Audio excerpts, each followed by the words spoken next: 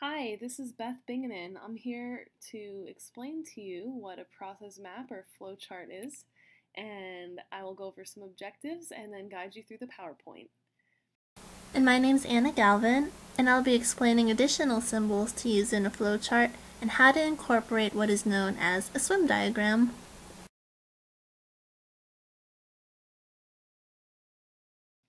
First, what is a flowchart? Well, it's a simple diagram that follows a sequence of events within an activity. And why do we use flowcharts? Well, they're great tools for visual learners. They can help improve workflow, and they can cut extraneous processes taking place within the system. Lastly, where can flowcharts be applied? Well, they can be applied really within any business. It's helping businesses to improve their current workflow by improving revenue, cutting costs, saving time, and reducing wasteful processes.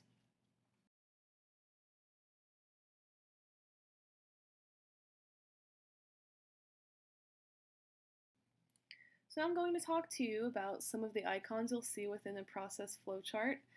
First being the circle. The circle denotes the beginning and the end of the process. You'll see diamonds, known as decision diamonds. They show when a decision is taking place.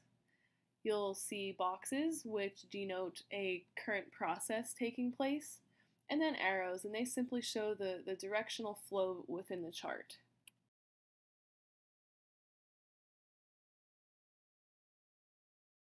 Some rules to be aware of related to the arrows in the chart. Within diamonds, they can have multiple arrows leading away from them, and within boxes, they can only have one arrow leading away from them. It's just unidirectional flow.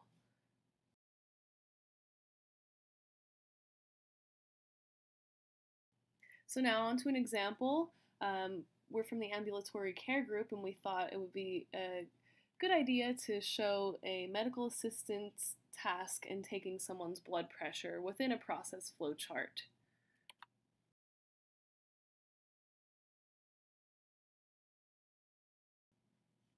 So the medical assistant will begin. You'll see the circle denoting the beginning of our process.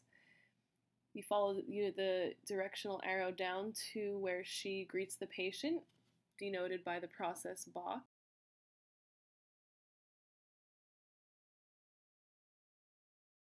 After she greets the patient, she'll then check the patient's blood pressure.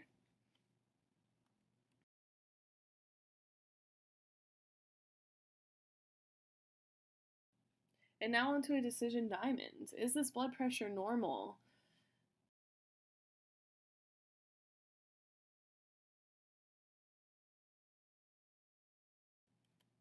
If the blood pressure is normal, she will then direct the patient to the room. If the blood pressure is abnormal, she will then recheck the blood pressure in 5 minutes.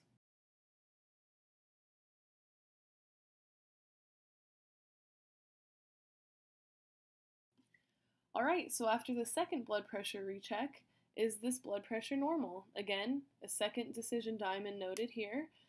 If yes, she will direct it to the room.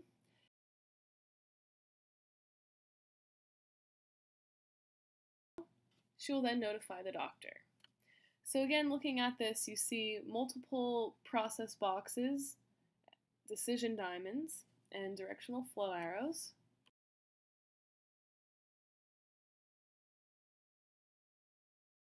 And after the doctor is notified, he will then go in to see the patient.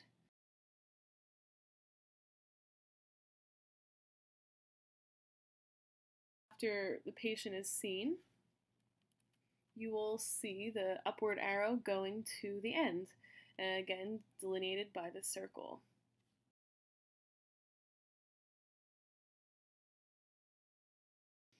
This just showed the simple task of taking someone's blood pressure, the decisions that are being made by the medical assistant, as well as the processes that take place.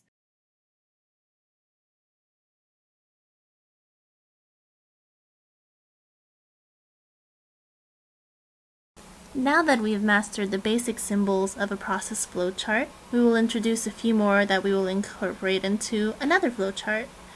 There are actually a large number of symbols that can be incorporated, but we just wanted to share a few additional ones. The first symbol we have here is a document symbol. This denotes any necessary paperwork that is involved in the process. The second symbol we see here is an electronic storage symbol, when electronic data is collected during the process. And the last symbol we have here is the delay symbol. This indicates when there is a necessary pause that takes place prior to the process continuing. And for these symbols, they only have one arrow going in a unidirectional flow similar to a process box. Alright, now we'll begin another flowchart. In a similar vein of ambulatory care, we will now create a process flow map of physicians when visiting a patient.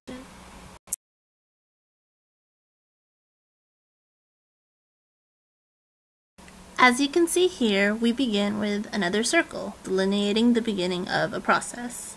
This is then followed by a directional arrow pointing down to a process box, where the next step is having the physician greet the patient.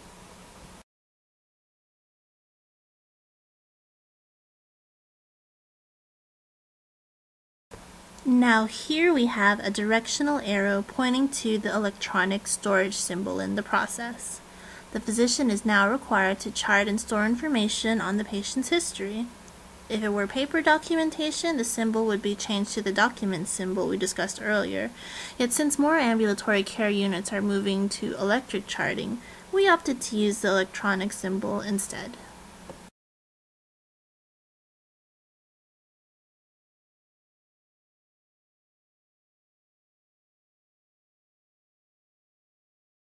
The next step in the process is depicted here as a process box, where the physician would perform a physical assessment.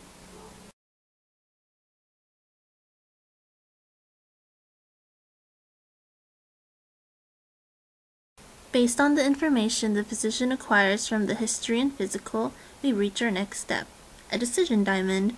Here, the decision is, do we need labs?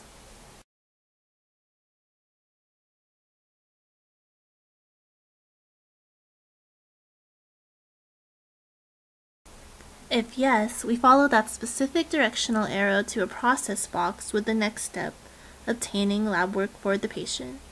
Upon completion of this task, the next step would be waiting for lab results, depicted in the delay symbol. Once lab results return, it would allow the physician to make a diagnosis based on his findings. Then we reach the end of the flowsheet marked by the end circle. If lab work is not needed, we would go straight to the Make Diagnosis box and then end the process.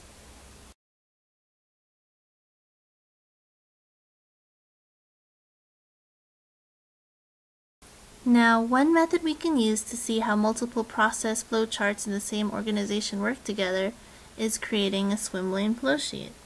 A swim lane is a visual element used in process flow diagrams that visually distinguish job sharing and responsibilities of multiple areas of a business process. Swim lanes can be arranged either horizontally or vertically, and we call these swim lanes because, as the name suggests, the image is very similar to a swimming pool with multiple lanes for multiple swimmers. Here we can see both of our flow diagrams flowing together as a whole. The directional arrows cross over to different lanes when the next task is performed by a different system, or person in our case. This tool allows you to visualize multiple processes as a whole.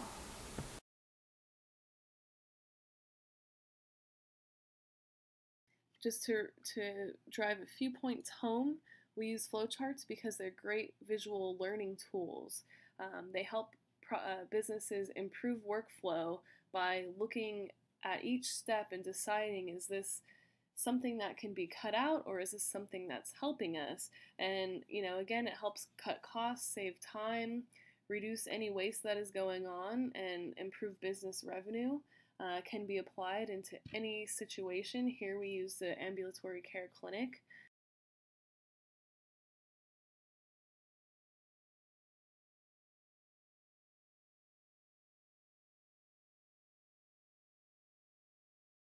And that's pretty much it. I hope you have learned what a process flow map is, and that is the conclusion of this PowerPoint.